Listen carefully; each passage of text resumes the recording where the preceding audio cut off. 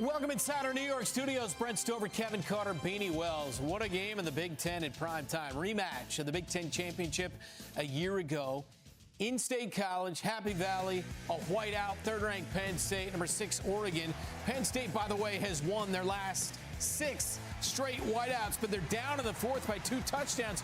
Drew Allar suddenly comes alive. Devontae Ross, 35-yard score, 17-10. They come right back down. Jet sweep for Ross again, 8 yards, tied at 17.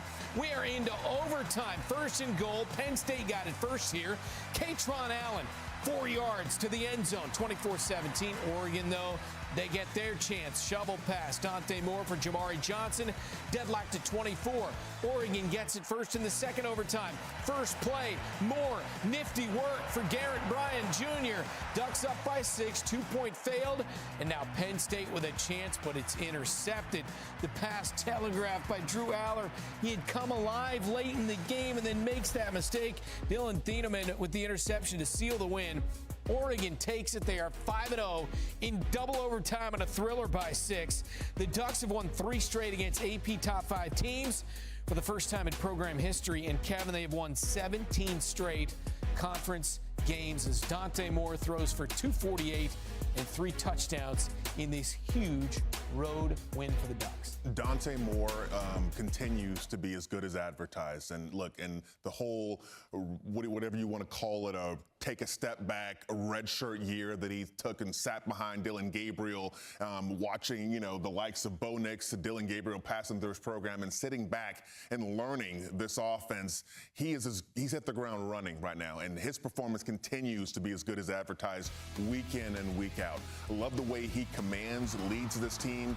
Didn't turn the ball over today. I mean, just his command in the pocket, making plays with his feet, extending drives, extending the play whenever he has to. Again, 3 touchdowns, 248 passing yards, no interceptions. Love what he did. I love how he led this team. Yeah, me too. I mean, there were so many times where you watched Dante Moore just stand in the pocket, knew he was going to take a hit, didn't worry about looking at the rush, continued his eyes downfield and delivering darts. One play particular to Decorion Moore. The guy was almost double covered, but he placed the ball perfectly to where Moore can go up and grab that thing. He's been phenomenal for this football team. You have to go back and look at Dan Lanning and his success with quarterbacks and getting those guys prepared. Look at the numbers here. All of those guys, over 70% in completion percentage.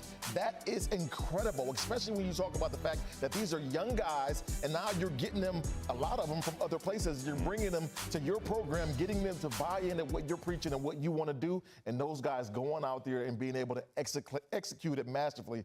It's impressive what he does. He's at 14 touchdowns already and only 1 interception. They are perfect 5-0. They start Big Ten play 2-0. They ran for 176. You always talk about complimentary football. And the thing is, Penn State down the stretch of that game had all the momentum going, and then Penn State gets it first in overtime. So they had reeled off back-to-back touchdowns to get the thing to OT. Penn State marches right in OT, scores the first touchdown. But Dante Moore and company, they did not blink. And this is, to me, a reflection of Dan Lanning, a guy that we've talked about you guys would love to play for because he believes in his guys. And you see him going for 4th down all the time, and I know that drives people nuts. But as a player for him, I love that because he believes in his guys. You can see them playing with that confidence. Always they come up in crunch time, it seems. Dan Lanning has effectively rebuilt Georgia, the Pacific Northwest, right? So what you're looking at is, the 3 parts of your program, who you can recruit and bring in, who you can keep and develop, and who you get from the transfer portal. All those 3 pieces working in unison, but man, who you can actually recruit and develop.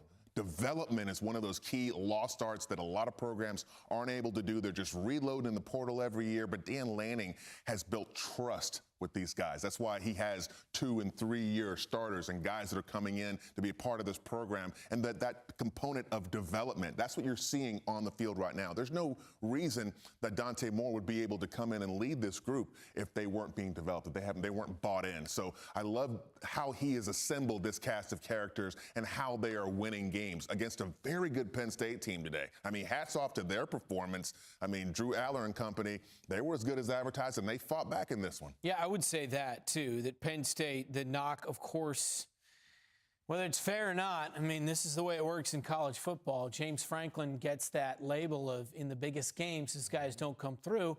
And to an extent, we felt that way about Allar. And throughout this game, we felt that way about Allar. But then in the fourth quarter, he came alive and you felt really good.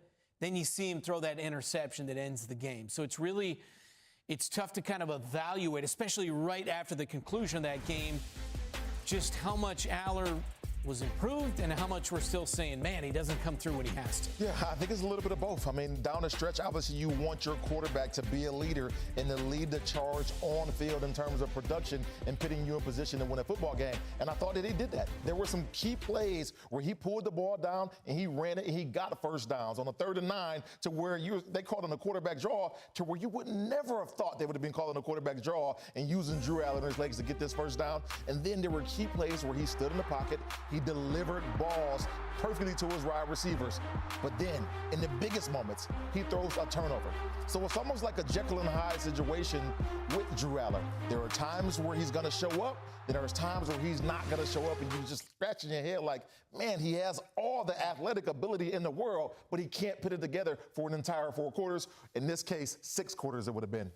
Yeah, good point. But look, this is probably, I have to say it though, this is one of the best games that I've seen Drew Allar play, because I see the offense taking chances, see him making those throws, taking the chances, throwing darts and throwing dimes into the end zone. Look, they were down, for all intents and purposes, and they were not going to come back in this game unless he threw them and got them back into this game. So hats off to his effort, hats off to James Franklin, but just not enough when it comes up to, comparing against a team that right now, to me, talk about teams that are complete, playing complementary football from top to bottom. Oregon's one of those teams, and of course, your boys.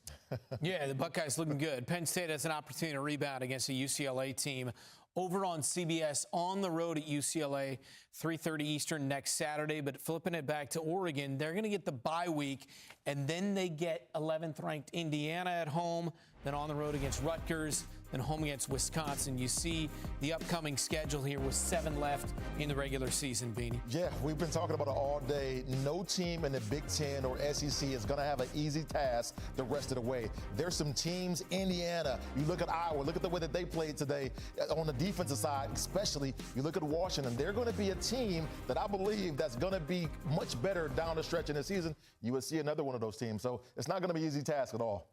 Not at all. Look, there's always going to be teams down the stretch that like, oh, I thought this team was better than this, or they were supposed to win, or this team was favored. This is a crazy season. We're seeing it, and you said it earlier, Beanie. You told me this earlier. You said any given Saturday, there's parity in this league, kind of like on the Sunday league.